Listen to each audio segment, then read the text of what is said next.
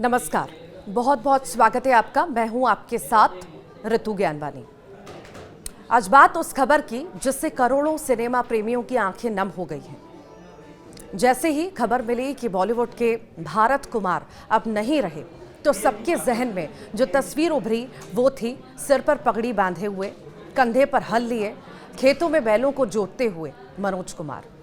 Film उपकार का ये गाना मेरे देश की धरती, सोना उगले उगले हीरे मोती, सभी लोगों के दिमाग पर छा गया।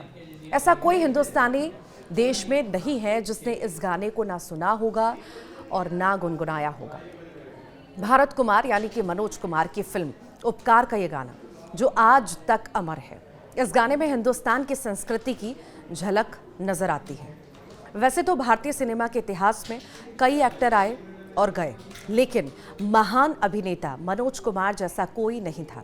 वो दिग्गज हीरो जिसने हिंदी सिनेमा को कई रत्न दिए और हमेशा अपने सिद्धांतों पर डटे रहे। मनोज ने पर्दे पर कई बेहतरीन किरदार निभाए।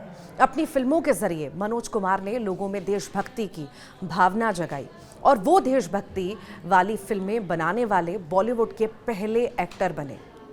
आज सुबह 87 साल की उम्र में मनोज कुमार का निधन हो गया और उन्होंने मुंबई की कोकिलाबेन अस्पताल में अंतिम सांस ली। मनोज कुमार ने अपने फिल्मी करियर में एक से बढ़कर एक फिल्म दी, जिसमें पूरब और पश्चिम, रोटी कपड़ा और मकान और क्रांति जैसी बेहतरीन फिल्में हैं।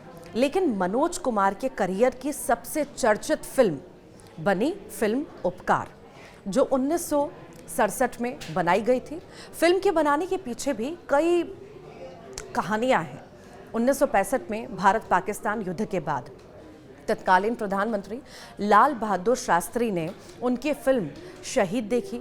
भगत सिंह के जीवन पर बनी इस फिल्म से प्रभावित होकर शास्त्री जी ने मनोज कुमार से अपने लोकप्रिय नारे जय जवान जय किसान पर एक फिल्म बनाने को कहा। मनोज ने इस सुझाव को दिल से लिया और ट्रेन में दिल्ली से मुंबई लौटते वक्त ही उपकार की कहानी लिख डाली। ये फिल्म न सिर्फ सुपर हिट रही, बल्कि इसके गाने मेरे देश की धरती ने देशभक्ति की भावना को नई ऊंचाइयों तक पहुंचा दिया। देशभक्ति फिल्में बनाने की वजह से मनोज कुमार को भारत कुमार भी कहा जाने लगा था। इसके पीछे उनकी जिंदगी का एक गहरा सच छिपा है।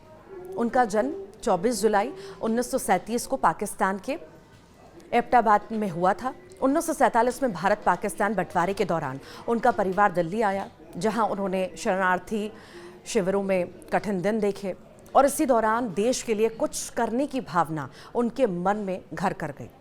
भगत सिंह से गहरे प्रभावित मनोज ने सिनेमा को माध्यम बनाया और शहीद, पूरब और पश्चिम, क्रांति जैसी फिल्मों के जरिए देश प्रेम को पर्दे पर उतारा।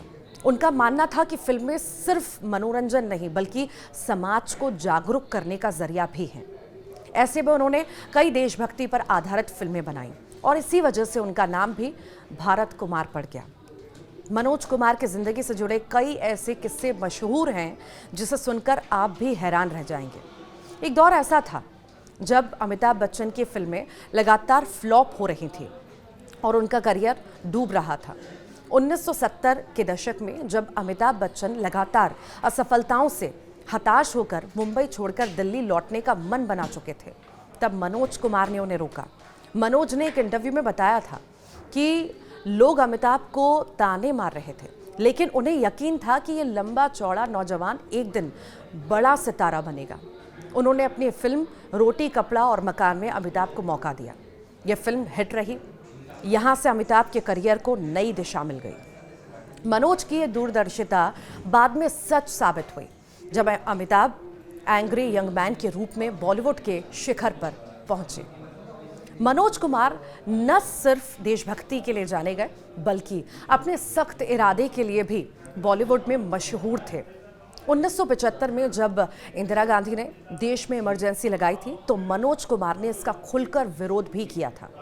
कहा जाता है कि सरकार ने उनसे प्रो इमरजेंसी डॉक्यूमेंट्री बनाने को कहा, लेकिन उन्होंने साफ मना कर दिया, जिसके कारण उनकी फिल्म 10 नंबरी पर रोक लगा दी गई। मनोज डरे नहीं, और सरकार के खिलाफ कोर्ट में केस लड़ा। वे बॉलीवुड के इकलौते ऐसे फिल्म निर्माता और अभिनेता रहे जिन्होंने सरकार से कानूनी जंग जीती और अपनी फिल्म को रिलीज भी करवाया।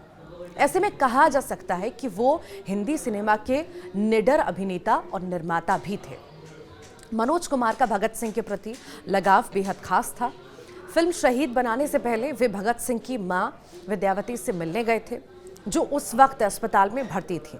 इस मुलाकात के दौरान मनोज भावुक हो गए और फूट फूट कर रो पड़े।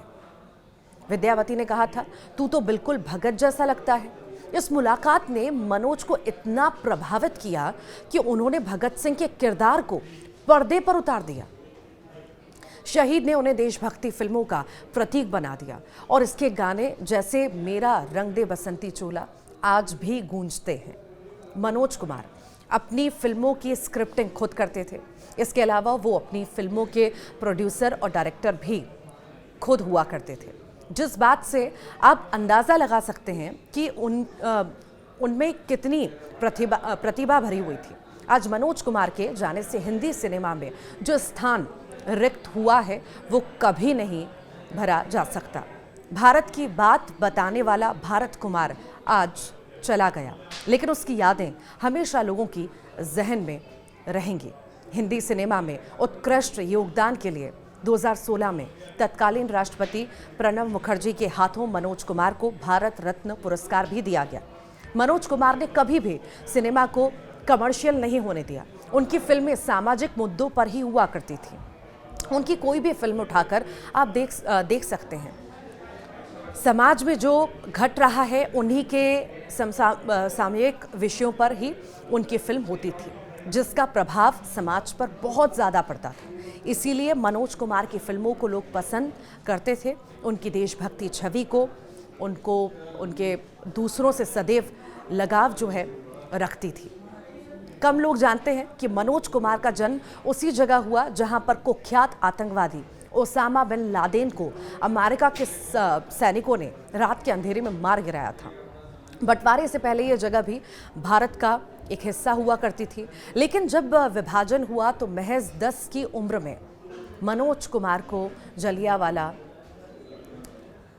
शेर खान से दिल्ली आना पड़ा और उसी दौरान दिग्गज एक्टर का परिवार किंग्सवे कैंप में शरणार्थियों के तौर पर रहा। कुछ वक्त गुजर जाने के बाद वो दिल्ली के पुराने राजेंद्र नगर इलाके में आ गए। मनोज कुमार ने हिंदी कॉलेज दिल्ली यूनिवर्सिटी से ग्रेजुएशन की पढ़ाई की थी। पढ़ाई के बाद उन्होंने हिंदी सिनेमा में कदम रखने की ठानी। साल 1957 में उनकी पहली फिल्म फैशन आई थी। अपनी पहली ही फिल्म में वो 80 साल के बुजुर्ग बने थे। इसके बाद साल 1962 में मनोज कुमार हरियाली और रास्ता में नजर आए। उसके बाद मनोज कुमार ने पीछे मुड़कर कभी नहीं देखा। मनोज कुमार का असली नाम हरि कृष्ण गोस्वामी था। बचपन से ही मनोज कुमार दिलीप कुमार के बड़े प्रशंसक थे। दिलीप साहब की फिल्म शबनम मनोज कुमार को इतनी पसंद आई थी कि उन्होंने उसे कई बार देखा। फिल्म में दिलीप कुमार का नाम मनोज था। जब मनोज कुमार फिल्मों से आए तो उन्होंने दिलीप कुमार के नाम पर ही अपना नाम भी मनोज कुमार रख लिया। न्यूज़ 18 की तरफ से भी हिंदी सिनेमा के महानायक को आखिरी सलाम और तहे दिल से यहाँ पर कट लगाइएगा। न्यूज़ 18 की तरफ से भी हिंदी सिनेमा के महानायक को आखिरी सलाम और तहे दिल से श्रद्धांजलि।